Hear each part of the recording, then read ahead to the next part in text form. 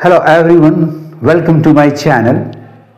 Students, today's topic is starters and connectors asked in the SBI PO mains examinations. If you want to be selected in 2025, please watch this video till the end. तो आइए topic शुरू करने के पहले इस video को like कर लें, मेरे चैनल को सब्सक्राइब कर लें और साथ साथ बेल आइकन को भी प्रेस कर लें ताकि आपको लेटेस्ट नोटिफिकेशंस मिलते रहें. Let us start. My dear students, इस तरह के क्वेश्चन में आपको दो सेंटेंसेस दिए जाते हैं ए एंड बी.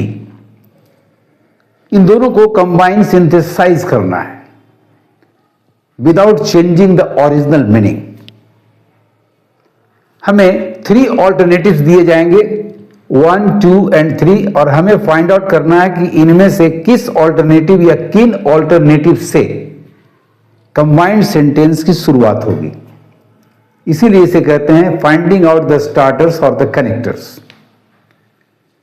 सबसे पहले दोनों सेंटेंसेस को आप पढ़ें और देखिए दोनों में रिलेशन कैसा है, किस तरह की बात हो रही है. तो फिर ऑल्टरनेटिव्स को सिलेक्ट करने में आपको बड़ी आसानी होगी. नंबर ए है the increasingly desperate need for foreign investment is forcing Havana's geriatric communists to loosen their iron grip. ये फोर्स करता है इस कम्युनिस्ट ग्रुप को to loosen their iron grip. Number B है they have pervasive and ruthless state political control. तो sentence number B contrast show कर रहा है.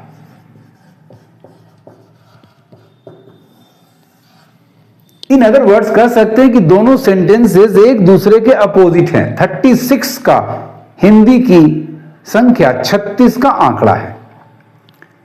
यानी हमें स्टार्ट करने के लिए दोनों सेंटेंसेस को जोड़ने के क्रम में स्टार्टर हमारा डिस्पाइट होगा या इन स्पाइट ऑफ होगा.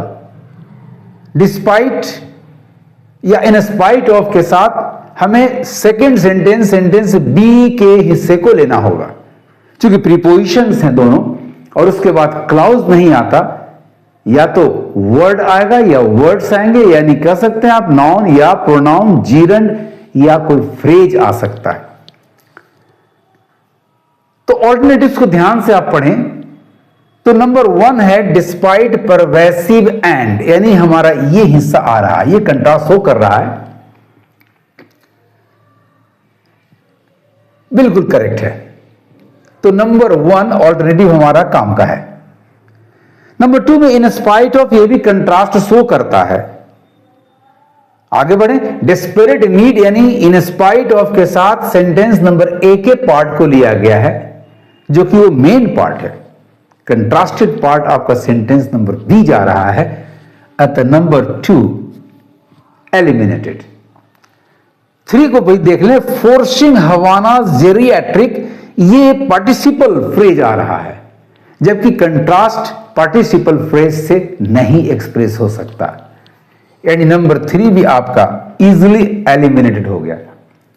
तो एक ही स्टार्टर हमारे पास है, हमें मिला, और वो है number 1 despite pervasive and. Continue कीजिए. Despite pervasive and ruthless state political control, comma the increasingly desperate need for foreign investment is forcing Havana's geriatric communists to loosen their iron grip. अब आते हैं आंसर ऑप्शंस में. उन्हें examine करें कि हमें केवल ऑल्टरनेटिव नंबर 1 कहां मिलता है. तो नंबर ए को देखिए, only 1 is correct, this is the right answer, so mark it as your answer. चूंकि एक ही ऑल्टरनेटिव मिला, ऑल्टरनेटिव नंबर 1 जो कि हमें ए ऑप्शन में प्राप्त हो गया. Others are easily eliminated. So B, C, D and E are irrelevant here. Hence students, the most appropriate answer is option number A. Only 1 alternative number 1 is correct. In order to combine these two sentences, we must begin with despite pervasive and ruthless state political control. the increasingly desperate need for foreign investment is forcing Havana's geriatric communists to loosen their iron. Great. Very easy as well as interesting. Let's come to question number 2. Sentence number A. The continuing uncertainty in the agriculture sector is because of, इसका कारण क्या है? Substantial dependence on rain-fed irrigation. Number B, micro, small and medium enterprises, MSMEs, are an alternative power pack which is unutilized. यानी इसको utilise करने की बात कही जा रही है, पर अभी तक ये अनयूटिलाइज्ड है. दोनों के बीच रिलेशन को पकड़ना है, तो इसे यूटिलाइज करने के लिए एक कंटेक्स्ट, एक संदर्भ आ रहा है जो कि एक्सप्रेस हो रहा है नंबर ए में. यानी इन दोनों में कंट्रास्ट की बात नहीं हो रही है, अपोजिट आइडियाज नहीं है.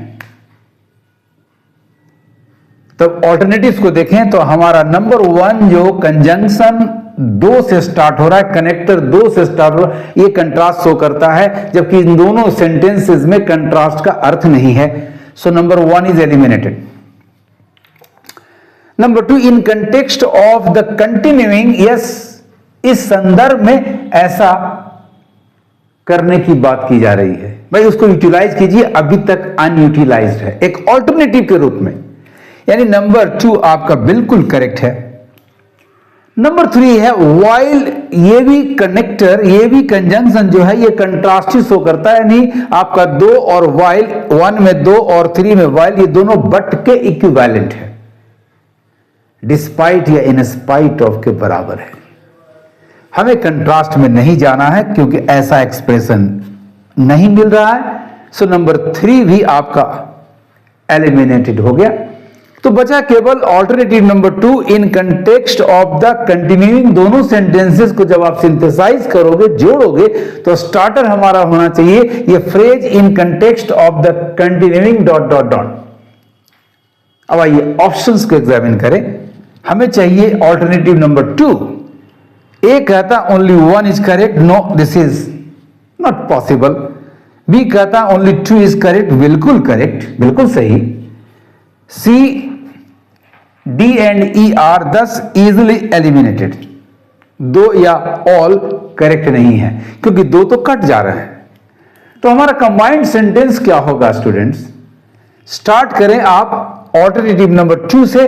इन context of the continuing uncertainty in the agriculture sector is because of substantial dependence on rain-fed irrigation, micro, small and medium enterprises, MSMEs, are an alternative power pack which is unutilized. बोलिए, क्या जरा भी मुश्किल लगता है?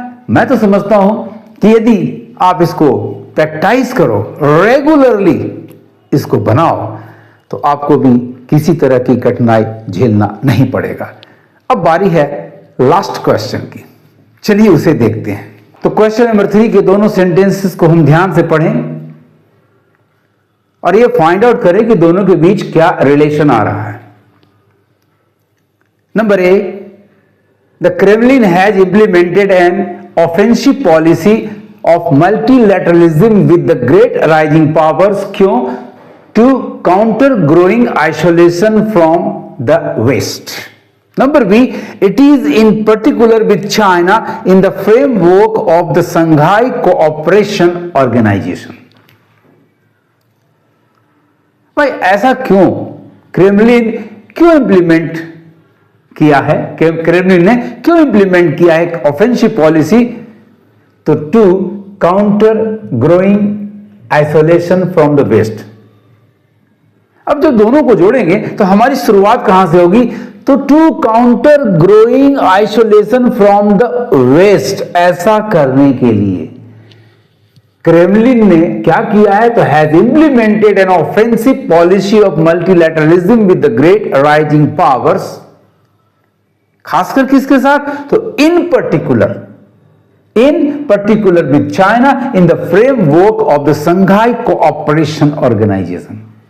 यानी हमारा starter मिला 2 plus main verb number 1 to counter that we find in alternative number 1. By implementing ये मेथड नहीं दिखा रहा है, ऐसा करने के लिए ऐसा किया. अब तो कंट्रास्ट का सेंस भी नहीं जा रहा है, तो ना तो ये मेथड है ना तो ये कंट्रास्ट है. क्यों का जवाब दे रहा है. और उसके लिए हमारा to counter growing isolation starter होगा. यानी only alternative number 1 is correct that we find in option number A. Mark it as your answer. बाकी को ध्यान देने की कोई जरूरत नहीं है. Sorry, B, C, D and E are easily eliminated. Combined sentence आपका क्या होगा, तो ध्यान से आप देखें. शुरुआत करेंगे यहां से. टू, ये हमारा स्टार्टर हो गया. To counter growing isolation from the West, ये पहला हो गया, पहला हिस्सा हो गया. दूसरा हिस्सा आएगा आपका ये, the Kremlin has implemented an offensive policy of multilateralism with the great rising powers in particular. ये उसके बाद चला जाएगा. यानी ये हो गया आपका फर्स्ट पार्ट, ये हो गया आपका सेकंड पार्ट, और इन पर्टिकुलर ये हो गया आपका third part. In particular with China in the framework of the Shanghai Cooperation Organisation. कितना आसानी से काम कर सकते हैं आप यदि आप मेरे टिप्स को, मेरे तरीके को फॉलो करें. Right answer is thus my dear students option number A. Only 1 is correct. In combined sentence आपका हो गया to counter growing isolation from the West, the Kremlin has implemented an offensive policy of multilateralism with the great rising powers, in particular with China in the framework of the Shanghai Cooperation Organization. यदि आपको मेरा तरीका अच्छा लगा हो तो इस video को लाइक जरूर करना. बहुत अच्छा लगा हो तो इसे अपने दोस्तों में शेयर करना. बहुत अच्छा लगा हो तो इसे ध्यान से पढ़ना और आगे बढ़ते रहना. Thank you for watching my video.